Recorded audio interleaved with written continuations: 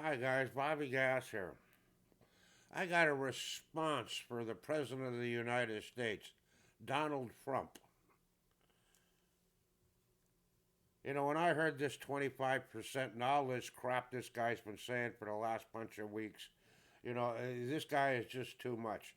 Took me 10 minutes to write down a response to the guy yesterday. I'll read it to you right now here, right?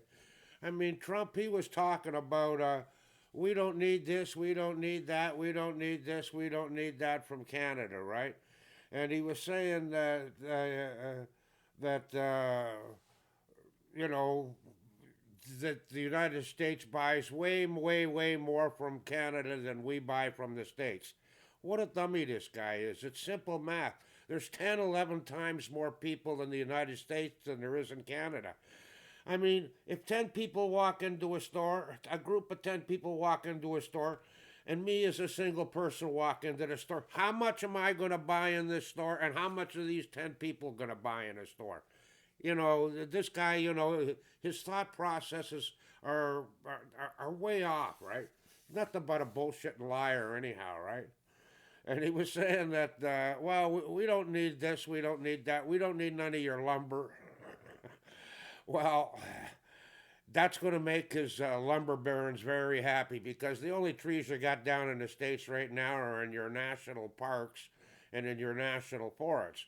And once he chops all of them down, you're going to have more droughts, more fires, because he's going to ruin the ecosystem, right? The ecology of the of your, well, it's pretty bad right now, but I mean, the world's in sad shape, but I mean, his kind of thinking's only going to make it worse, eh? Uh,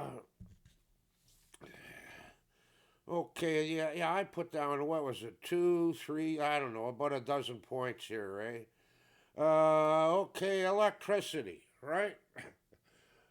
We can cut it off or charge triple or four times what you guys are paying right. You're getting a break on electricity right now from Canada. And if we were to cut it off, Northeast United States, which is most of the people of the United States from Washington, D.C., all the way up to Canada, you'd all be in the dark. You know, your electricity would cost a hell of a lot more. You'd have blackouts. You'd have all kinds of problems. And it's the same thing with oil. You know, him charging a 10% tariff on oil, we can make our own distilleries or refineries up here and sell it to the rest of the world, right? I mean, it would put us back 10, 15 years and stuff like that, but that's not a problem with Canada, eh? We could also, what I would do is, if I was running the show, I'd cut off all the airspace in Canada. The United States wouldn't be allowed to fly over to use our airspace.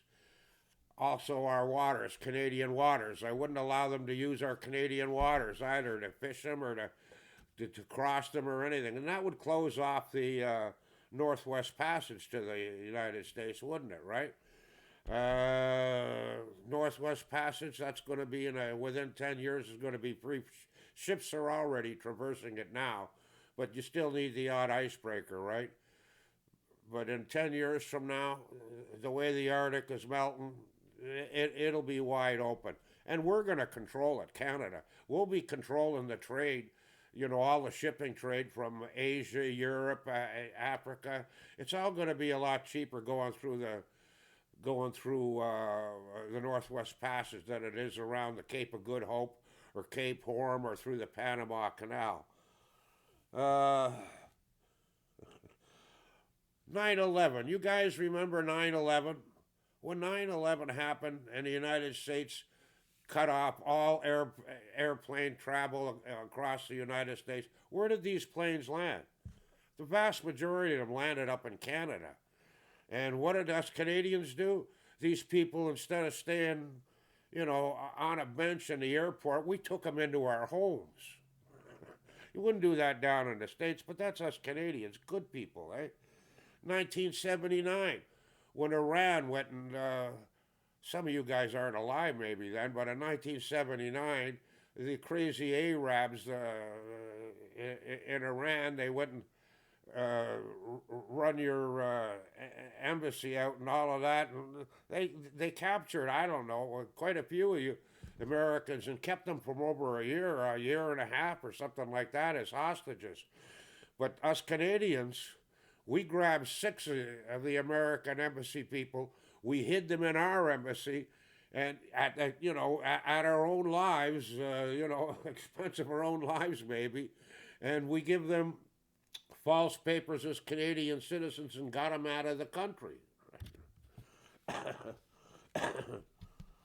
The firestorms you had down there in California, they had Canadian firefighters and Canadian water bombers go down there and help out, eh? We could divert the Columbia River, put it into the Fraser River, then you'd have no more Columbia River. You know, we beat you guys in the War of 1812. You didn't have 10 times as many people, but I had a great granduncle that was in that war, and he killed Americans. And if there's a fight, I'm killing them too. I mean, if you don't believe me, you can look it up on the internet, right? Gass is my last name, Gass. 51st state, kiss my ass, Donald. That's all I got to say about that. Fucking goof. I'd like to meet him in a dark alley.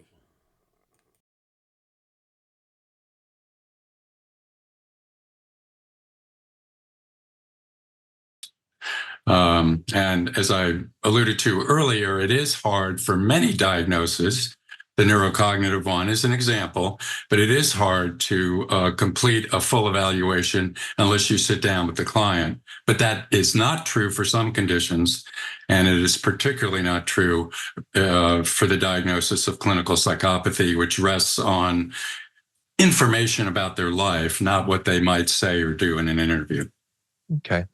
Related to this, you talked earlier about how the term psychopath or psychopathy is used sort of in common parlance, like non-academic, to mean certain things. People see, depictions of this in TV and movies, which right. I've heard is not always accurate, actually. So, if you believe that he has passed that bar, what should people know to understand the implications of that for a politician, for a president?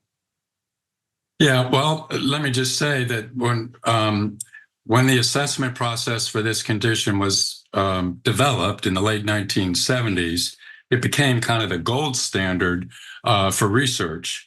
And subsequently, there have been over 80,000 studies using this assessment process. So someone that crosses that threshold, like Donald Trump, we now have a great deal of data. There's a lot we can say about him and a lot we can say with authority. And I'm afraid to report the implications are kind of ominous for someone with that condition. There are many things to say. Probably the most fundamental finding is that people who have this condition, through some data, significant statistical data reduction techniques, we've kind of boiled down the condition. People that have this condition are ruled by 3 sets of traits. And those 3 are impulsivity. The psychopath you should think of impulsivity in a psychopath as like ADD on steroids.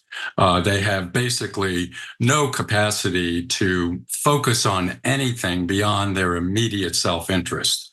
They're just tethered to what's in it for me and how can I win the moment. Their ability to handle anything more thorny and complex is just not available to them. The disastrous response to COVID is, probably the most tragic example of that. And we now know from reporting there was never even a plan of a plan. It was totally beyond Trump. So impulsivity is a hardwired, lifelong characteristic of psychopaths.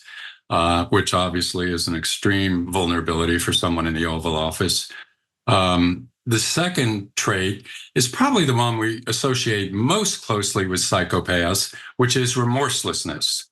Psychopaths are undaunted by punishment. they have no moral fear of any neglectful or deceitful or divisive behavior. And we now know that that's linked to some brain abnormalities that are probably inherited, actually. And the brain abnormalities mean that the clinical psychopath, someone who meets the diagnostic criteria, just doesn't have the capacity, like 99+% of us, to experience the emotions of guilt, shame, and to a large extent, fear. They just don't process those emotions. And so while those emotions can be painful, they're humanizing emotions. They're the emotions that enable us to consider what effects our actions might have on others and to balance our more selfish impulses with deeper aims. The psychopath just doesn't have that emotional infrastructure. And that, of course, is quite dangerous. You mentioned the fictional characters. I think there's no question that Hannibal Lecter was meant to portray a psychopath. He was referred to that. And I think he actually did a good job of portraying that quality, the remorselessness quality. And that kind of captures the brain abnormality and the inability to experience guilt, fear, and shame. A psychopath is not going to be impacted by actions that might have a negative impact on others. You know, children in cages, overflowing morgues, again being the tragic examples from the from his first administration. Yeah. But I wanted to ask you, just to finish, I said 3. And the third one is this drive to dominate. The psychopath, again, probably because of brain abnormalities, just doesn't have the capacity to empathize or care deeply about another. But they're not detached. They're very engaged by life, and the engagement is all in this win at all costs. I must dominate the other person.